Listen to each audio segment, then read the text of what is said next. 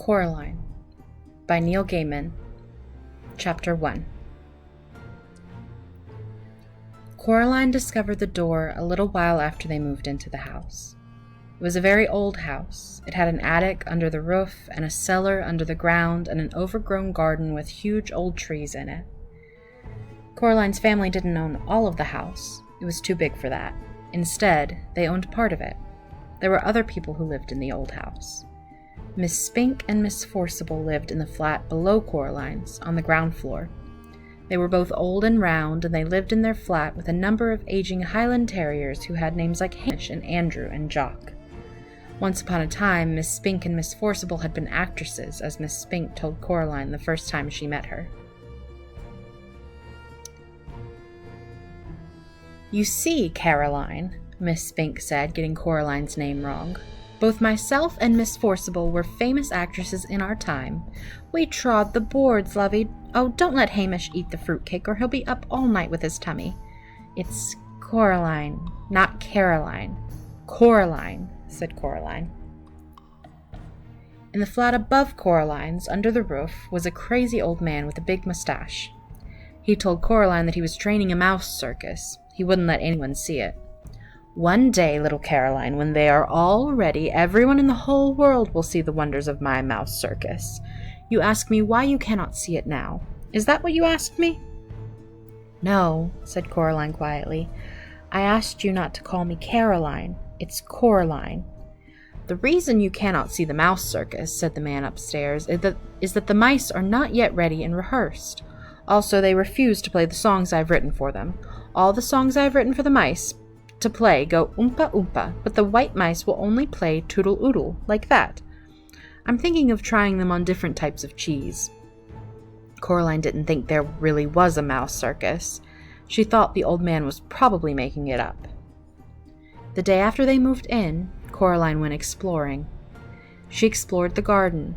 It was a big garden. At the very back was an old tennis court, but no one in the house played tennis, and the fence around the court had holes in it, and the net had mostly rotted away. There was an old rose garden filled with stunted, fly-blown rose bushes. There was a rockery that was all rocks. There was a fairy ring made of squidgy brown toadstools, which smelled dreadful if you accidentally trod on them.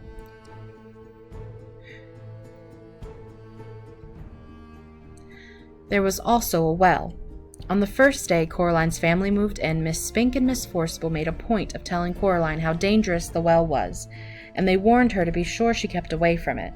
So Coraline set off to explore for it, so that she knew where it was, to keep away from it properly. She found it on the third day in an overgrown meadow beside the tennis court behind a clump of trees, a low brick circle almost hidden in the high grass. The well had been covered up by wooden boards to stop anyone falling in. There was a small knothole in one of the boards, and Coraline spent an afternoon dropping pebbles and acorns through the hole and waiting, and counting, until she heard the plop as they hit the water far below. Coraline also explored for animals. She found a hedgehog and a snakeskin but no snake, and a rock that looked just like a frog, and a toad that looked just like a rock. There was also a haughty black cat who sat on walls and tree stumps and watched her, but slipped away if she went over to try to play with it. That was how she spent her first 2 weeks in the house, exploring the garden and the grounds. Her mother made her come back inside for dinner and for lunch, and Coraline had to make sure she dressed up warm before she went out, for it was a very cold summer that year. But go out she did, exploring every day until it rained, when Coraline had to stay inside. "What should I do?" asked Coraline. "Read a book," said her mother. "Watch a video. Play with your toys. Go and pester Miss Spink or Miss Forcible or the crazy old man upstairs." "No," said Coraline. "I don't want to do those things. I want to explore." "I don't really mind what you do," said Coraline's mother, "so long as you don't make a mess." Coraline went over to the window and watched the rain come down. It wasn't the kind of rain you could go out in. It was the other kind, the kind that threw itself down from the sky and splashed where it landed. It was rain that meant business, and currently its business was turning the garden into a muddy, wet soup. Coraline had watched all the videos. She was bored with her toys, and she'd read all her books. She turned on the television. She went from channel to channel to channel, but there was nothing on but men in suits talking about the stock market and talk shows. Eventually, she found something to watch.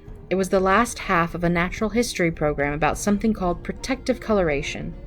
She watched animals, birds, and insects which disguised themselves as leaves or twigs or other animals to escape from things that could hurt them. She enjoyed it, but it ended too soon and was followed by a program about a cake factory. It was time to talk to her father. Coraline's father was home. Both of her parents worked, doing things on computers, which meant that they were home a lot of the time. Each of them had their own study. "Hello, Coraline," he said when she came in without turning around. "Huh," said Coraline. "It's raining."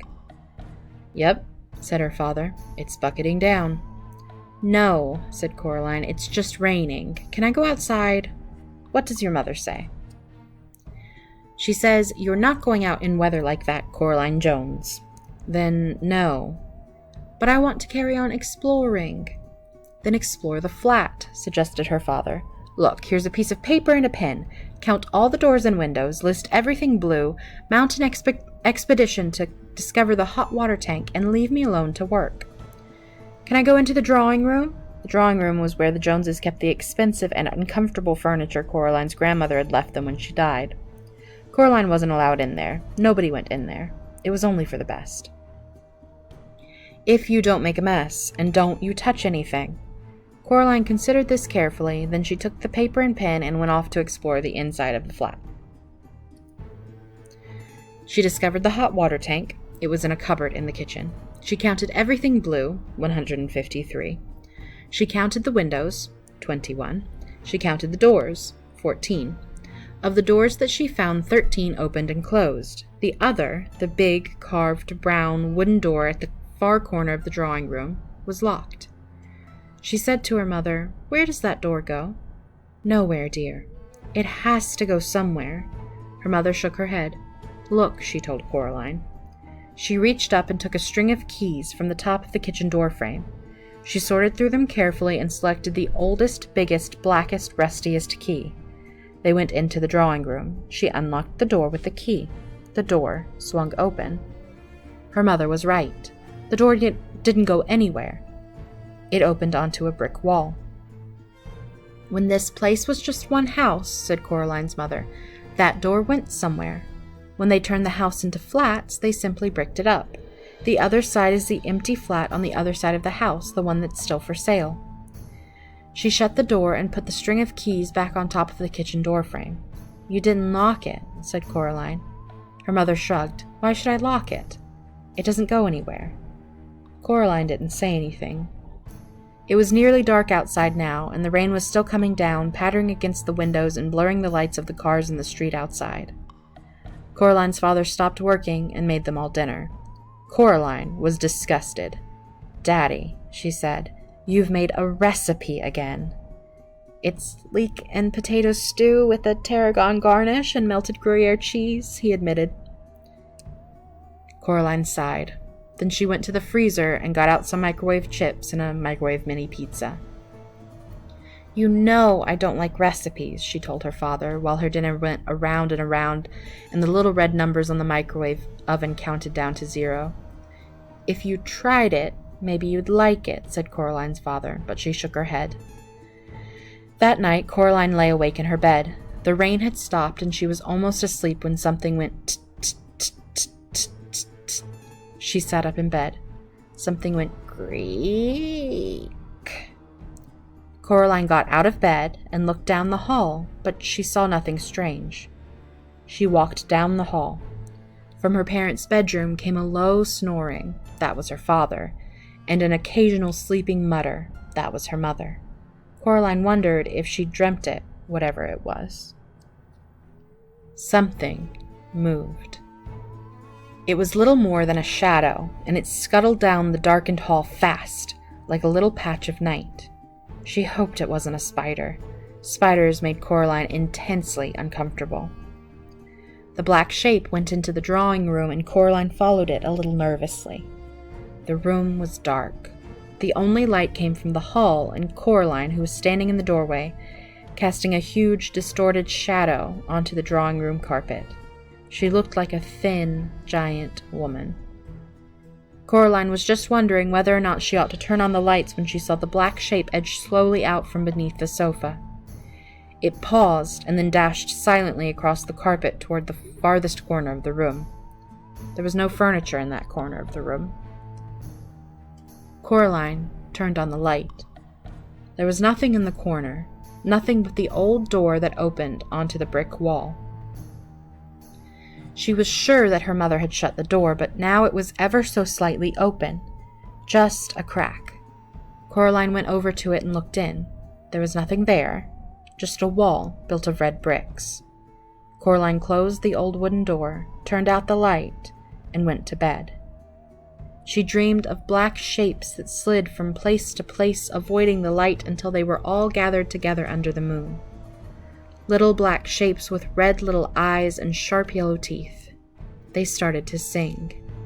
"We are small, but we are many. We are many, we are small. We were here before you rose. We will be here when you fall." Their voices were high and whispering and slightly whiny. They made Coraline feel uncomfortable. Then Coraline dreamed a few commercials, and after that, she dreamed of nothing at all.